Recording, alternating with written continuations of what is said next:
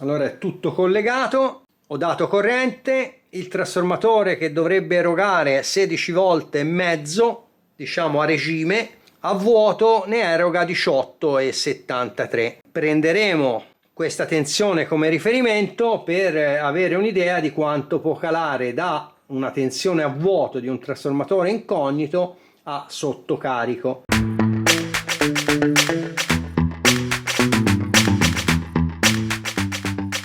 Buongiorno e benvenuti su Deriver Lab. Mi è stato chiesto come si fa a determinare quanta potenza può erogare un trasformatore e sicché oggi cercherò, di dare una spiegazione in maniera facile, in maniera comprensibile più che altro, perché alle volte non sono tanto comprensibile, mi dicono, e alla cosa, a come si fa a misurare alla fine la corrente che eroga un trasformatore. Come al solito occhio, perché ci sono tensioni pericolose in gioco. Ovviamente quello che vi dico non è che va preso come la scienza infusa, ognuno poi l'adatta alle sue esigenze. Le mie sono esperienze personali, mi sono sempre trovato bene e però ognuno fa quello che vuole. Vi ricordo, se i miei video vi piacciono, iscrivetevi al canale perché a me fa veramente piacere. E se cliccate anche sulla campanella, quando escono i miei video verrete avvisati. Allora, che dire, continuate a vedere questo video e guardate quello che combino anche questa volta. Allora, prima di passare a come misurare la potenza eventualmente di un trasformatore, volevo fare un appunto su un video, sul video precedente, quello dove vi faccio vedere qual è la parte a 220, a 230 e quale magari è la bassa tensione del trasformatore.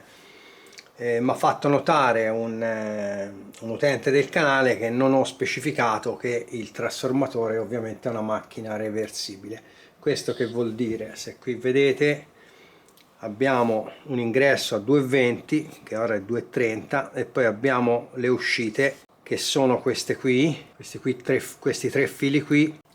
Questo vorrebbe dire che fra i due verdi ho 36 volt che sono 18 più 18, mentre fra un verde e il nero ho i famosi 18 volt. È un trasformatore questo a presa centrale, ma poi questo trasformatore ha anche un altro avvolgimento secondario che eroga 9 volt e che può servire magari di solito per comandare delle piccole utenze, tipo uno strumentino di quelli digitali. Ovviamente c'è una parte che ha bisogno di tensione inferiore e che richiede meno potenza, in questo caso qui.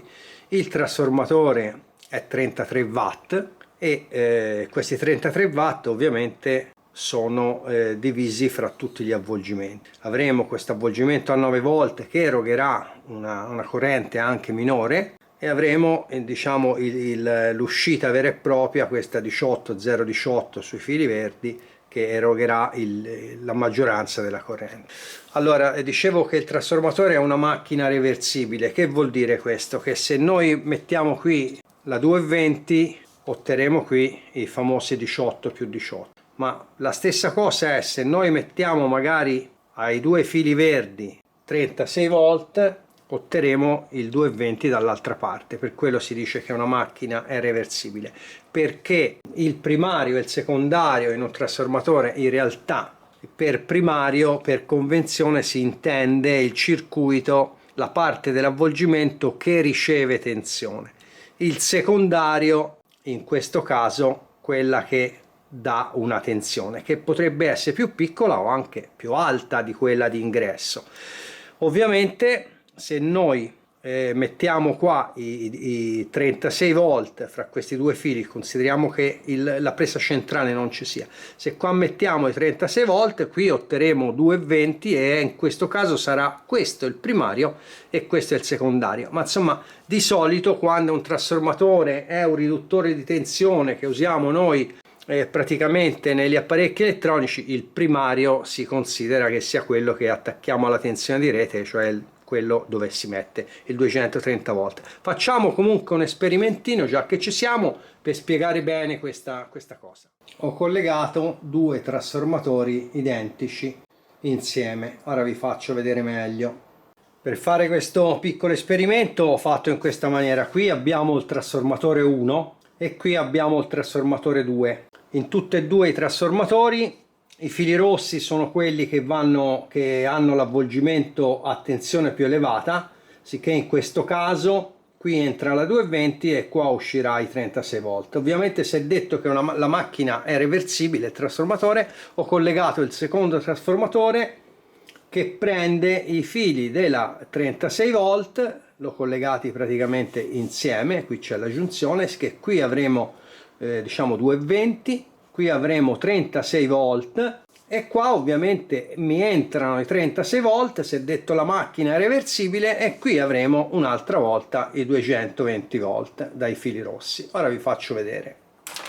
Ecco qua, come vi dicevo, fili rossi, ci entra la 220, fili verdi sono qui, non si vedono molto bene, sono un po' aggrovigliati, e fili rossi un'altra volta, l'uscita del trasformatore in questo caso che era l'ingresso da questo, e qui diciamo ci esce un'altra volta la 220 perché il trasformatore è una macchina reversibile. Ora inquadro un attimino meglio. Un'altra cosa, metteremo questa lampada, vediamo se riesco a inquadrarla, non si vedrà mai, comunque questa è una lampadina da 25 watt a 220. Allargo l'inquadratura.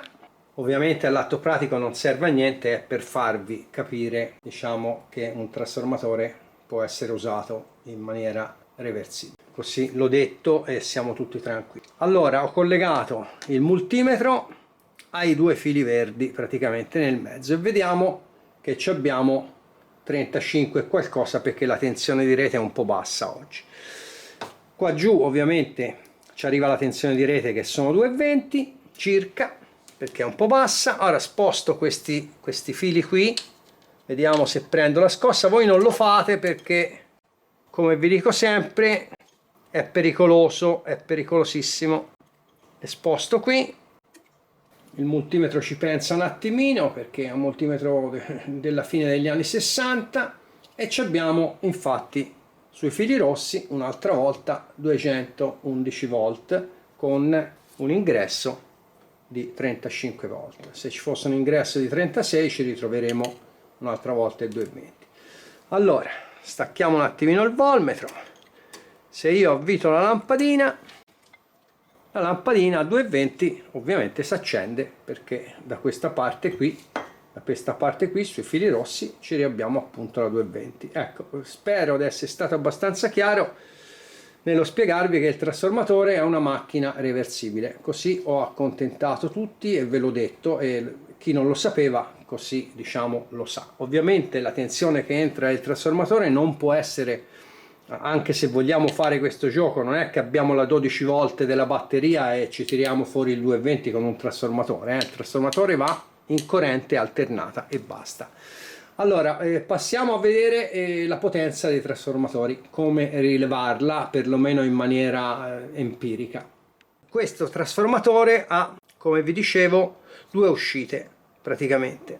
Ha le uscite principali che sono 18,018 e c'ha un'uscita secondaria a 9 volte. Anche questa cosa, quando andiamo a testare un trasformatore incognito, lo dobbiamo tenere presente, perché noi non sappiamo in realtà la corrente che eroga questo avvolgimento e la corrente che eroga quest'altro, che se ci sono più di un avvolgimento dobbiamo fare la prova su più di un avvolgimento. La potenza è la potenza totale di tutte le uscite del trasformatore. Allora vi dicevo, vi faccio vedere un altro trasformatore per misurare. Ora si vede male qui, comunque per misurare la potenza ci sono anche delle regole che tengono conto della misurazione del nucleo, cioè questa parte qui e poi questa parte qui, ma poi non sappiamo che la Mierini usa il trasformatore e risiamo da capo, oppure addirittura se smontassimo un trasformatore, la misurazione interna del cartoccio, del rocchetto, chiamiamolo come vogliamo. Però anche questo serve più che altro a chi magari le rifà i trasformatori. Tra parentesi ci sono due riviste di Nuova Elettronica che vi metto i numeri qui proprio nel video. e sono due numeri che parlano esclusivamente di trasformatori. Chi se le vuole leggere fa, diciamo, una bella cosa. Allora, questo trasformatore qui da questa parte ha più di un'uscita e mi serve per farvi vedere quello che dicevo nelle varie potenze. Vediamo se avvicino ancora un altro po', se non va fuori fuoco. Gli avvolgimenti, cioè le uscite sono qui. Comunque, se vediamo, qui abbiamo 11 volt di uscita con 1,6 A. Poi abbiamo un 19 volt però con soli 0,8 A, e addirittura abbiamo un 10 volt e mezzo che ha solo 0,15 A.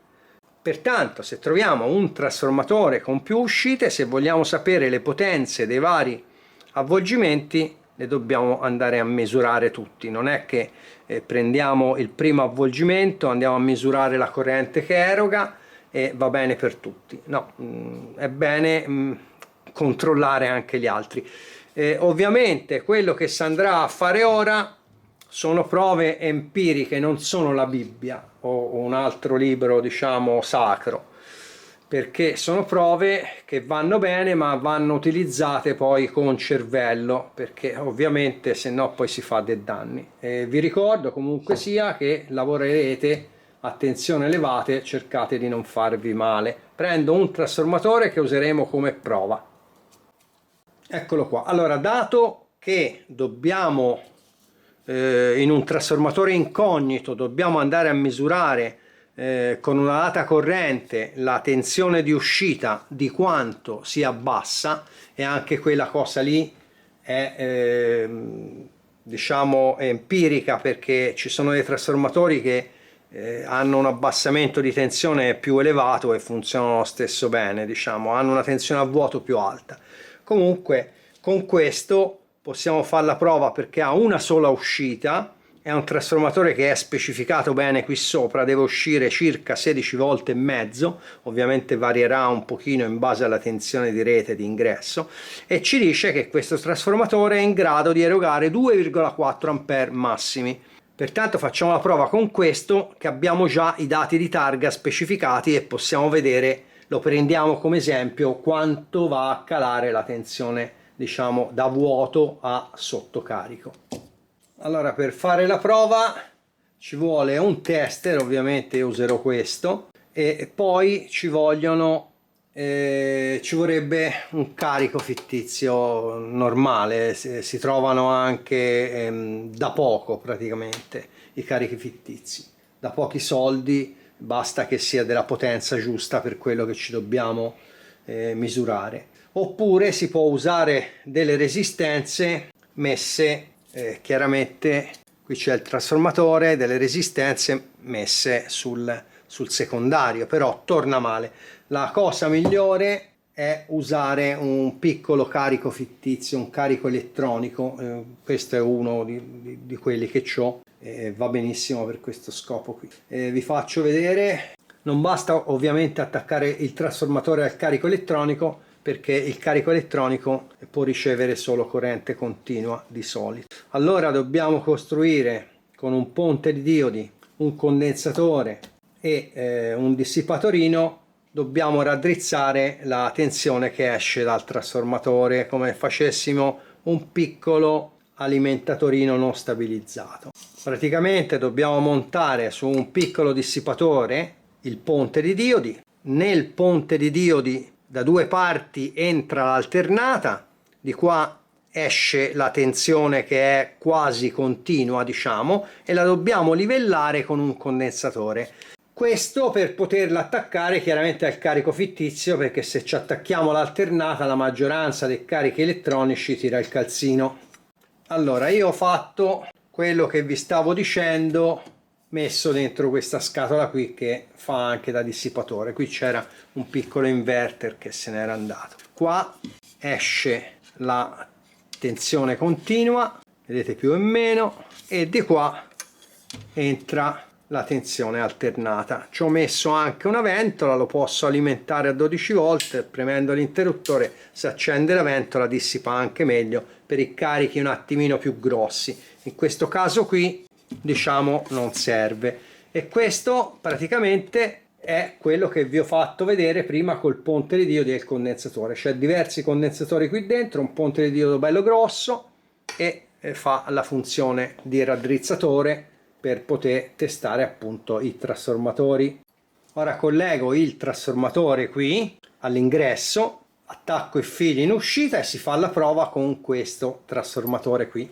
Ho collegato l'uscita del trasformatore all'ingresso del nostro raddrizzatore ed è qui all'uscita direttamente del trasformatore che dobbiamo andare a leggere la tensione per vedere quanto cala, non dopo il ponte di diodi, direttamente all'uscita del trasfo. Mi raccomando. Ci collego i due fili che vanno al multimetro. Lasciamo stare che sono rossi e neri, anche le boccole sono rossi e nere. Qui è l'ingresso dell'alternata, c'avevo delle boccole rosse e nere, ci ho messo quelle. Da questa parte la collego al multimetro. Ecco qua, lo collegate al multimetro. Il multimetro va posto in alternata, mi raccomando, in alternata. Ora collego le uscite.